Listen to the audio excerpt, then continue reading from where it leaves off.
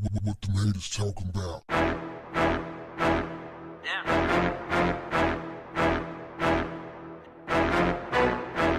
What's up, family? Shouts out to the homie Austin from London who sent me this information about the U.S. government's move to identify Black and Latino gang members as domestic terrorists. The report didn't specifically say Black and Latinos, but you know that's who they're going to be targeting, and that's who's going to get hit the hardest. Yeah, fam, you know what that means. RICO Act. Yeah, it's going down, fam. Don't be surprised if over the next couple of years that you don't see a few 100,000 more Black and Latino males in prison. Here's how it's gonna work. And for the record, they're using these last two shootings, what they're calling mass shootings. Fam, watch the language. They're calling these mass shootings. One involving some people out of the baby's entourage, and another that happened in Miami-Dade County at a banquet hall with some Latino males. They said 3 males shot up like 23 people in 10 seconds. So they're trying to classify. Their goal is to classify these shootings as domestic terrorism. Now, on the surface, sounds pretty good, right? You know, you're gonna protect the public. You know, like, yeah, man, that's gotta be domestic terrorism. They're going around here shooting everybody, killing people, and just pulling out guns, killing people. They're terrorizing the neighborhood, right? They're terrorizing people, right? You know, way to go, USA. But let me tell you something, fam, about the U.S. government. The U.S. government loves to create chaos and then swoop in and play the savior. If you can create enough chaos where the people feel so unsafe that they're willing to accept anything, then you can go in and do whatever you want to do. And this is what's about to happen. And the gang members are about to be blindsided. They have no idea. They think the situation that they're in can only get better.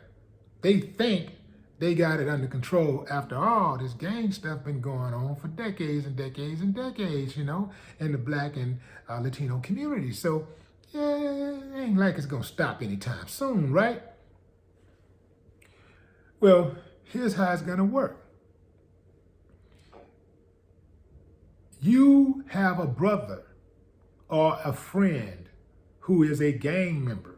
You're not in a gang, but the police has associated you with that person. He gets life, you get life. He gets life, you get life. Now, people say, well, it ain't that simple, man. You know, you can't just do stuff like that, man. I gotta get a lawyer. You got money for a lawyer? And how much money do you have for the lawyer? See, it's a whole lot of stuff going on right now where the police plant drugs and plant other things and just put false cases on people all day, every day. Now, with this new thing that they're doing, if they can make this a law, it's going to be that much easier to put your behind bars for the rest of your life and make you a servant, a slave, a modern day slave. You better hear what I'm saying, fam. I know most of this is going to fall on deaf ears, but you can't say I didn't warn you. It's going down, it's coming.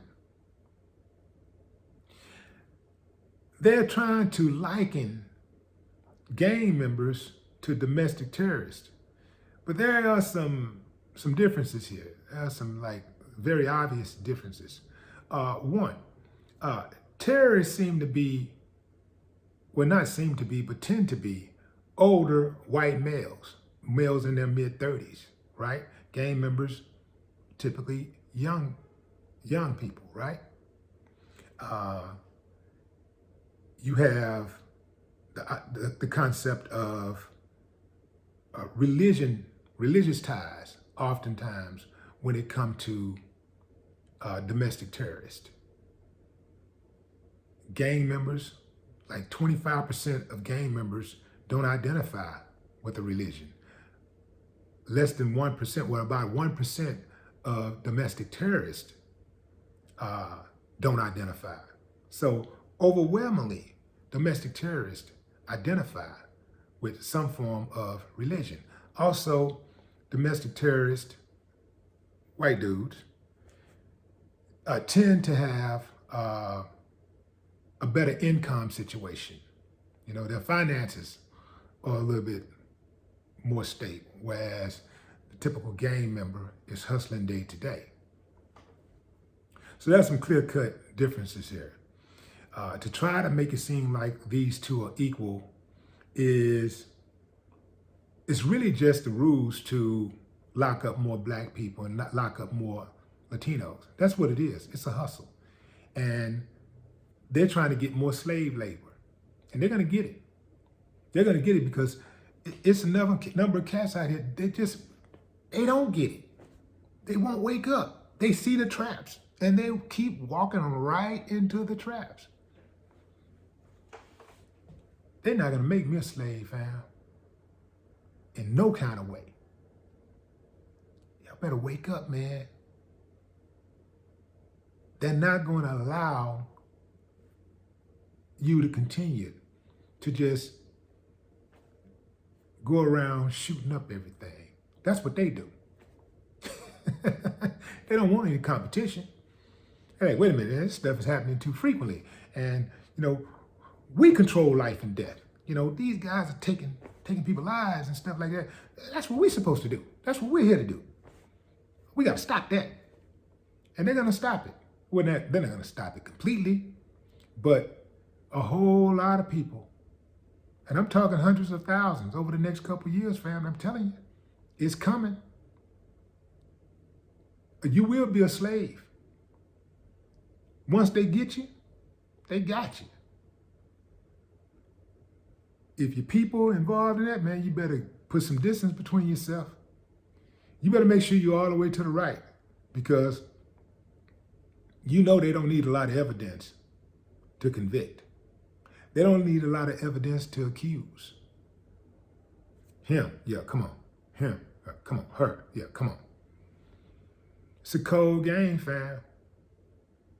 But there are some very wicked people in this country at the top. And they walk around like there's some type of gift of God, like they're special.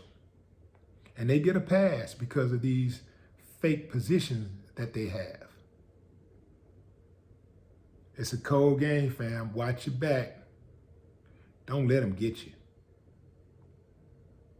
No more talk. What the haters talking about? Yeah.